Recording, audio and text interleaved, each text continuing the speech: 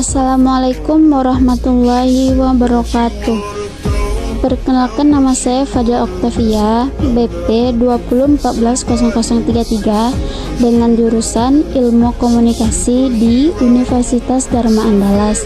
Di sini saya membuat PPT untuk melengkapi UAS Perencanaan Komunikasi dengan dosen pengampu Bu Devani. PPT-nya sebagai berikut. Dengan judul Strategi Komunikasi dalam Perencanaan Komunikasi. Apa itu strategi komunikasi? Strategi komunikasi adalah perencanaan dalam penyampaian pesan melalui kombinasi berbagai unsur komunikasi seperti frekuensi, formalitas, isi, dan saluran komunikasi, sehingga pesan yang disampaikan mudah diterima dan dipahami, serta dapat mengubah sikap atau perilaku sesuai dengan tujuan komunikasi.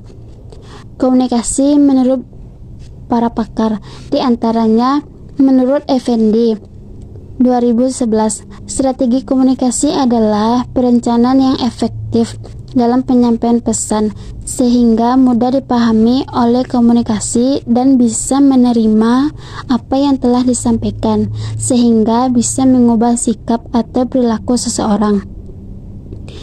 Untuk mencapai tujuan tersebut, strategi komunikasi harus dapat menunjukkan bagaimana operasionalnya secara taktis harus dilakukan dalam arti kata bahwa pendekatan bisa berbeda sewaktu-waktu bergantung dari situasi dan kondisi.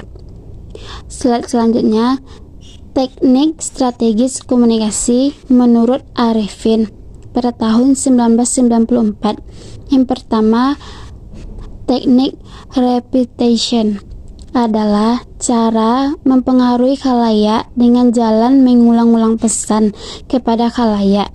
Teknik ini sekalian banyak manfaat yang dapat ditarik darinya. Manfaatnya antara lain, khalayak akan lebih memperhatikan pesan itu karena justru kontraks dengan pesan yang tidak ulang-ulang, sehingga ia akan lebih banyak mengingat perhatian. Dan yang kedua, teknik canvassing adalah memahami dan meneliti pengaruh kelompok terhadap individu atau khalayak.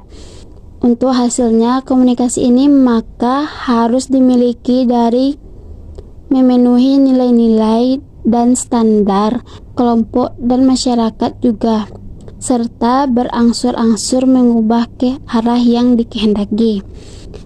Yang ketiga, teknik informatif adalah suatu bentuk isi pesan bertujuan mempengaruhi khalayak dengan jalan memberikan penerangan.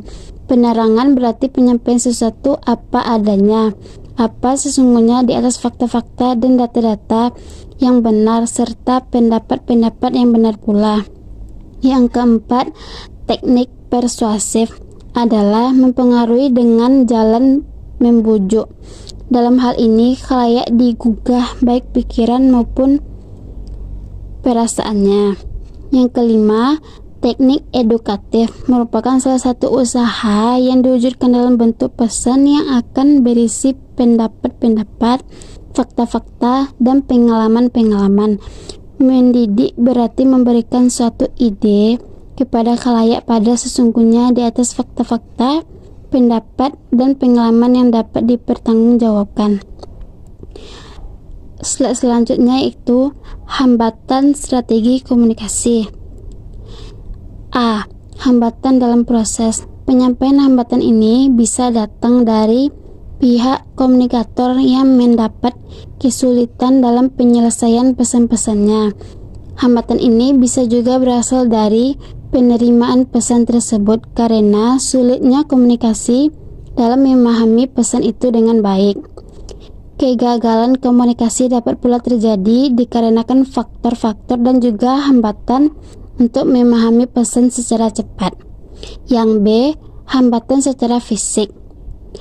Hambatan secara fisik dapat menghambat komunikasi yang efektif, misalkan pendengaran kurang tajam, penggangguan pada sistem, dan gangguan pada pengerasan suara yang sering terjadi dalam satu ruangan kuliah, seminar, pertemuan, hal lainnya. Yang C, hambatan semiotik. Hambatan ini adanya perbedaan pengertian dan penghambatan antara pemberi pesan dan penerima tentang satu bahasa atau lambang. Mungkin saja bahasa yang disampaikan terlalu teknis dan formal sehingga menyulitkan pihak komunikasi yang tingkat pengetahuannya dan pemainnya bahasa teknis kurang, ataupun sebaliknya. Dan yang terakhir, yang D, hambatan fisiko-sosial.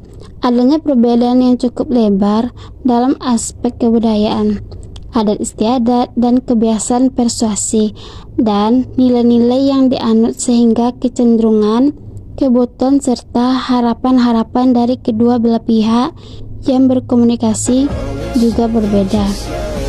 Baik, sekian dari saya. Apabila ada kesalahan atau salah, saya mohon maaf. Saya sudahi dengan Assalamualaikum warahmatullahi wabarakatuh.